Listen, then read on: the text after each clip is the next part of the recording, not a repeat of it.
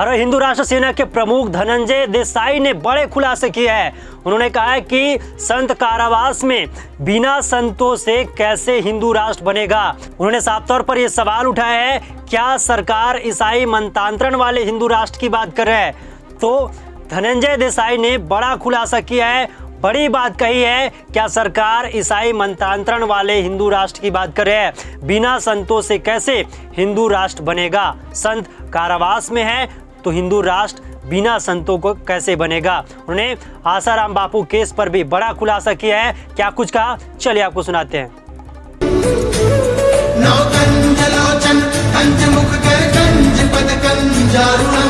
बिन संतों का हिंदू राष्ट्र, संत कारावास में, और आप हिंदू राष्ट्र बना रहे हैं। कौन से हिंदू राष्ट्र की बात कर रहे हैं? ईसाई मतांतरण वाले हिंदू राष्ट्र की बात कर रहे हैं? मुस्लिम लांगुल चालन करने वाले जिहादी आतंकवादियों के तलवे चाटने वाले हिंदू राष्ट्र की बात कर रहे हैं? कौन से हिंदू राष्ट्र की बात कर रहे हैं? क्या आसाराम बापू कारावास में नहीं है? आपकी सभ्यता की, आपकी धरोहर की, आपके पुरखों की, पूर्वजों की पुण्याई की रक्षा करने वाला एक कवच कुंडल कारावास में डालकर आपको नंगा खड़ा किया है देश में।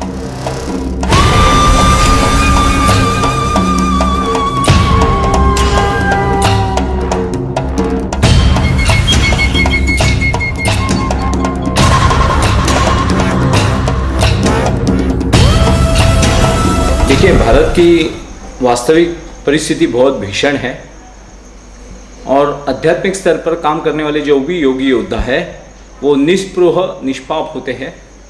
वो जो भी है वो सत्य का कथन करते हैं। सत्य भले ही भीषण हो, भयंकर हो, उनके अस्तित्व के ऊपर भी संकट आता है तो भी संत सत्य बोलते हैं। और सत्य बोलने वालों में से प्रमुख संत है श्री आसाराम जी, परम पूज्य आसाराम जी बापू जी। बापू जी का चरित्र देखा जाए, उनका जीवन काल देखा जाए तो उन्होंने भारत भर में साधारण भारतवासियों को, भारत भूमि की संतानों को जिस ढंग से साधना में उतार दिया और साधारण से साधारण व्यक्ति भी साधना संपन्न होने लगा, इससे जो परकीय चरित्रहीन भारत को मिटाना चाहते हैं विदेशी शक्तियाँ, जिसमें ईसाई मतांतरण है और जिहादी आतंकवाद है, इनकी कूटनीति के तले भारत भूमि के ये महान योगी योद्धा आज कारावास में पड़े हुए हैं। बहुत सारे हिंदू मुझे भी मिलते रहे हैं कि जो अचंभित होकर मुझसे पूछते, आप आसाराम बापू के समर्थन में बात कर रहे हैं? आपको मालूम है आसाराम बापू रेप में है? तब मैं उनसे पूछता हूं कि आप वीडियो शूटिंग निकाल रहे थे क्या उस समय? आसाराम बापू रेप में है, क्या आपकी बहन के ऊपर रेप हुआ है, आपकी माँ के ऊपर बलात्कार हुआ है, या आपकी बेटी का अनुभव बता रहे हैं? आप किस चीज़ का अनुभव बता रहे हैं? बोलते नहीं, वो न्यूज़ चैनल वाले दिखा रहे हैं ना। तो न्यूज़ चैनलों ने तो परसों किसान आंदोलन को जो एक्सपोज किया, उनके बारे में झूठ न्यूज़ दी थी, सरासर झूठ की। पुलिस ने गोली चलाकर उसके सर पे गोली मारी और वो मर गया। और बाद में पोस्टमार्टम रिपोर्ट और कोर्ट की समिति ने देखा कि वो तो ट्रैक्टर के नीचे आकर मरा है। और ऐसे झूठे पत्रकारों के ऊपर आप विश्वास रखकर आपकी धर्म की हानि को खुली आंखों से देखते हैं। आपके राष्ट्र को खत्म करने की, आपकी भारतीय परंपरा और संस्कृति की नींव 150 देश ईसाई बनाने वाले ईसाई आपके भारत को हरा न पाए, 56 देश इस्लामिक बनाने वाले जिहादी आतंकवादी आपको हरा न पाए, मगर आपकी संभ्रम अवस्था, आपकी भ्रमिष्टता, आपके चरित्र के ऊपर, अपनी परंपराओं के ऊपर लांछन उड़ाने वाले अपने ही गद्दारों के कारण आप हारते जा रहे। 150 देश ईसाई बनाने वाले ईसाइयों से नहीं हारे, 56 देश इस्लामिक बनाने वाले जिहादियों से नहीं हारे। तो इतनी नींव मजबूत थी हमारे धर्म की। ऐसे महापुरुष योगी योद्धा जो आसाराम बापू जैसे महान संत है, इनके कारण ही भारत आज भारत है। नहीं तो गांधार का कंधार हुआ, बामियान का अफगानिस्तान हुआ, सिंध, पंजाब और बंगाल का पाकिस्तान हुआ, बंगाल का बांग्लादेश हुआ, कश्मीर विवादों में घिरा हुआ है। धर्मांतरित कश्मीरी आज इस्लामिक ईमान वाली बात कर रहे हैं और अपनी पुरखों की परंपराओं से गद्दारी कर रहे हैं। और ऐसे भारत को बचाए रखने में जिन संतों का प्रमुख योगदान है, उनमें से एक आसाराम बापू जी है। हमें सबको ये समझना होगा कि आसाराम बापू कारावास में नहीं है। आपकी सभ्यता की, आपकी धरोहर की, आपके पुरखों की, पूर्वजों की पुण्याई की रक्षा करने वाला एक कवच कुंडल कारावास में डालकर आपको नंगा खड़ा किया है देश में, तो आप कैसे बचेंगे? आप कोविड के लिए सैनिटाइजिंग कर रहे हैं, आप विषाणुओं के लिए पोलियो के डोज निकाल रहे हैं। धर्म की रक्षा के लिए ये जो महात्मा लड़ रहे हैं, इनको अगर आप कारावास में रख रहे हो तो वो उनकी हानि नहीं है, इस भारत की सभ्यता की हानि है, इस भारत के भविष्य की हानि है। तो इस हानि से अगर बचना है तो केवल आसाराम बापू से दीक्षित साधकों का दायित्व नहीं है। पूरे भारत की परंपराओं की जड़ें, अपने पुरखों का रक्त जिनका शुद्ध है, जिनको अपने पिता के ऊपर शंका नहीं है, अपनी माता के चरित्र के ऊपर शंका नहीं है, उन सभी भारतीयों का दायित्व है कि आशाराम जी बापू के मुक्तता के लिए हम अपने कुल की सौगंध दें। आज सुनने वाले भी ज्ञानी ही सुनेंगे, मूर्खों के लिए तो मैं बोलता ही नहीं हूँ।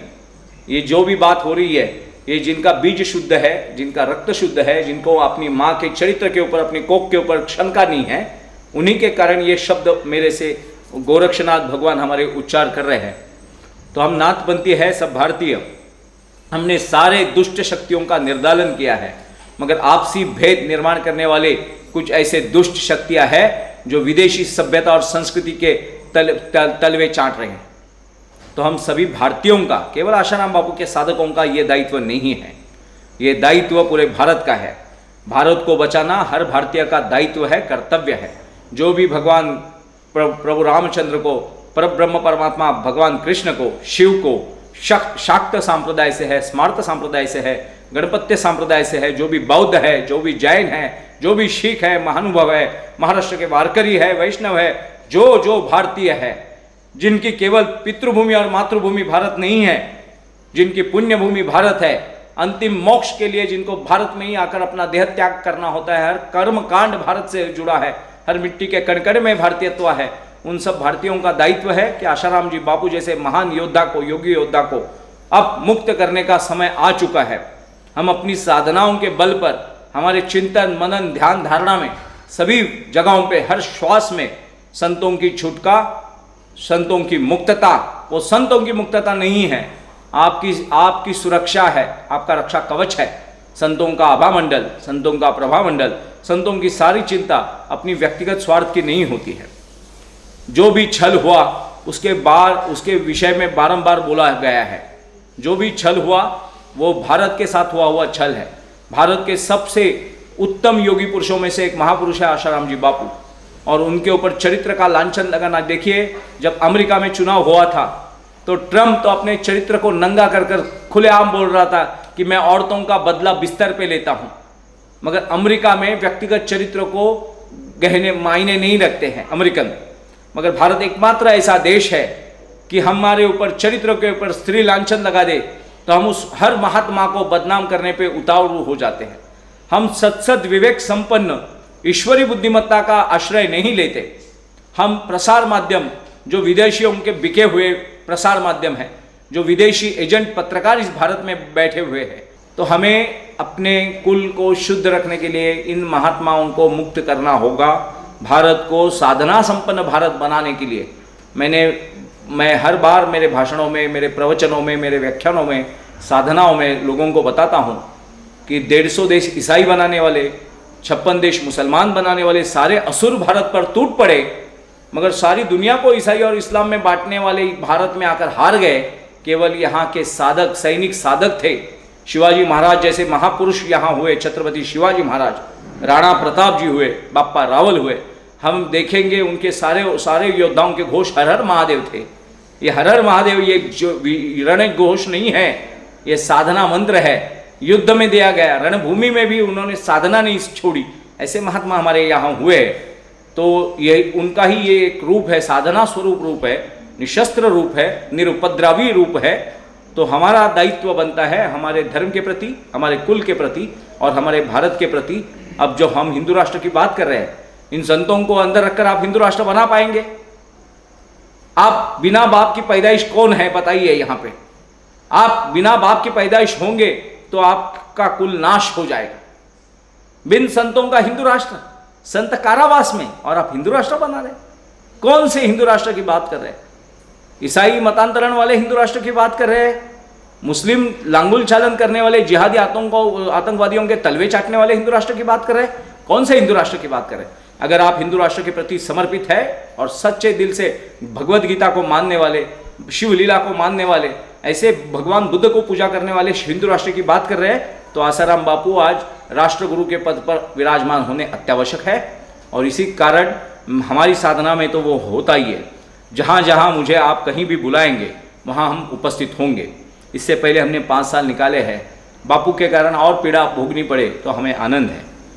तो हिंदू राष्ट्र की नींव रखनी है, हिंदू राष्ट्र की ध्वजा भारत भूमि में लहरानी है, फहरानी है, तो आसाराम बापू के, परम पूज्य आसाराम जी बापू के मुक्तता के लिए निसंकोच होकर, कोई शंका मन में मत रखिए। कोई चरित्रहीनता उनमें है नहीं, वो तो लांछन उड़ाए गए हैं।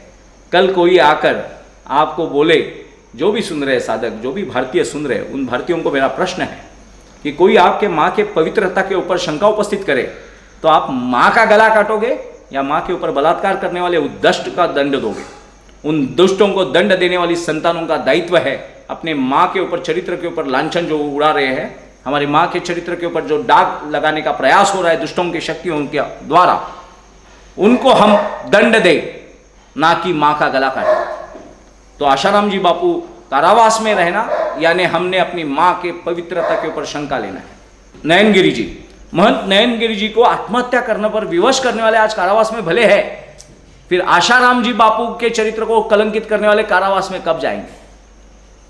वो तो हमारा आपका सौभाग्य है कि बापू की साधना उच्च स्तर की है कि उनके मन में ऐसा कोई घृणित विचार नहीं आया कि अपने शरीर को खत्म कर दें। जी, मेरे संपर्क में एक ऐसे कई नाथपंथी साधु है कि जिन्होंने चरित्र के ऊपर लांछन लगने के ऊपर अपना लिंग काट लिया है, और जिन्होंने उनके चरित्र के ऊपर प्रश्न खड़ा किया था, उन्होंने उनको भेज दिया, जा तेरी माँ को दे क्या। क्योंकि भारतीयों का एक बहुत भयंकर दुर्गुण है कि जो अपने पवित्र महात्माओं के ऊपर, चरित्र के ऊपर लांछन उड़ाते ही हम न्यूज़पेपर और इलेक्ट्रॉनिक चैनल्स के ऊपर विश्वास रखकर, जो खुद बिके हुए हैं, आपके महंतों के बारे में, आपके संतों के बारे में कुछ अच्छा बोलेंगे ऐसा आप अपेक्षा रखते हैं? अरे आपका मन क्या बोलता है, आपकी आत्मा क्या बोलती है, आपके बाप का वीर्य क्या बोलता है, आपके माँ का दूध क्या बोलता है, पूछिए अपने आप से। तो मेरा सभी भारतीयों से निवेदन है, सारे केसेस मैं आत्म स्तर पर कहता हूँ ये झूठे हैं, मैं साधना स्तर पे कहता हूँ ये झूठे हैं। ऐसे लांछन लगाने के प्रयास अंग्रेजों के समय भी हुए, संत कबीर जी के ऊपर भी चरित्र के ऊपर लांछन लगाने के प्रयास हुए। महापुरुष जो हुए भारत के सुपुत्र स्वामी विवेकानंद जी, उनका चरित्र आप पढ़िए। यूरोप और अमेरिका में बसे हुए भारतीयों ने ही उनके ऊपर, चरित्र के ऊपर लांछन लगाने के प्रयास किए। ऐसा ही एक शिकार बापू बने हैं। तो बापू संकट में नहीं है, भारत संकट में है, तो भारत का दायित्व बनता है अपनी भारतीयता को शुद्ध स्वच्छ करने के लिए, अपने चरित्र को मजबूत रखने के लिए अपने संतों के ऊपर लगे हुए लांछन पहुँच दे, और अपना पुरुषार्थ जिससे आंदोलन से, साधनाओं से, सभाओं से, नेताओं के, अपने अपने विधायक सांसदों के ऊपर दबाव बनाए। आपका सांसद अगर आपकी बात नहीं सुनता है तो उसकी वोटिंग ख़त्म कर दीजिए, नुकसान कर दीजिए उनका। और हर विधायक हर सांसद के घर पे जाकर घुस के बोलिए कि अगर बापू बाहर नहीं आते हैं तो आप फिर विधानसभा या फिर सांसद में नहीं जाएंगे।